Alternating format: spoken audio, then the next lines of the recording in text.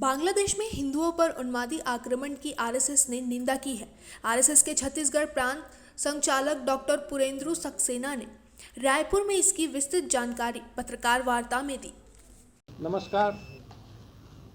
आज संघ के निमंत्रण पर आप सभी लोग इस प्रेस वार्ता में आए, धन्यवाद। अभी हाल ही में धारवाड़ में राष्ट्रीय स्वयंसेवक संघ के अखिल भारतीय कार्यकारी मंडल की एक बैठक हुई। उसमें जिन बातों पर चर्चाएं हुई उनका एक छोटा निवेदन करने के लिए मैं आप सब लोगों के साथ यहाँ पर हूँ।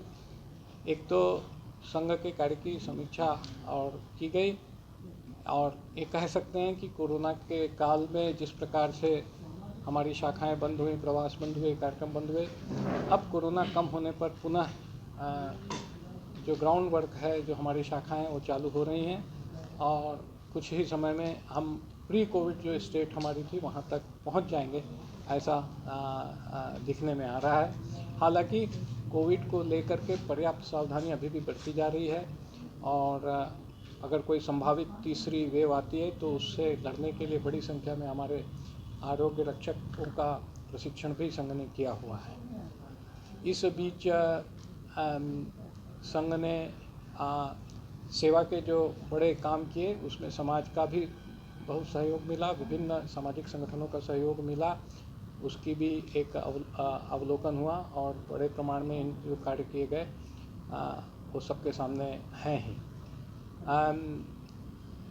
और यदि कहा जाए तो इस वर्ष आज़ादी के 75वें वर्ष के रूप में अमृत महोत्सव मनाया जा रहा है।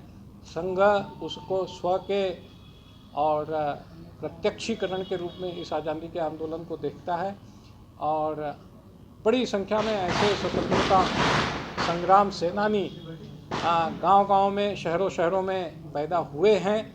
कई बार उनके योगदान को हम पर्याप्त तरीके से सबके सामने नहीं ला पाते, तो यह 75वां वर्ष उस निमित्त हम मना रहे हैं, ताकि ऐसे अनेक स्वतंत्र संग्राम सेनानियों का जीवन सबके सामने लाया जा सके और लोग उससे प्रेरणा प्राप्त कर सकें। गुरु तेग बहादुर जी का 400वां प्रकाश वर्ष भी इस साल मना रहे हैं, और उनके बलिदान की कथा, उनके जीवन की कथा जन जन तक पहुंचने का हम प्रयास करेंगे। फिर एक प्रस्ताव पारित हुआ है, विशेष करके बांग्लादेश में दुर्गा पूजा के समय जिस प्रकार षड्यंत्र करके तनाव पैदा किया गया और हिंदुओं के पूजा स्थल, पंडाल वगैरह को तहस नहस किया गया, हत्याएं हुई और महिलाओं का अपमान हुआ, और इस प्रकार से जो अल्पसंख्यक वहाँ के अल्पसंख्यक हिंदुओं के ऊपर अत्याचार हुआ, उसको लेकर हम सब अत्यंत रोषपूर्ण स्थिति में हैं, और हम चिंता व्यक्त करते हैं।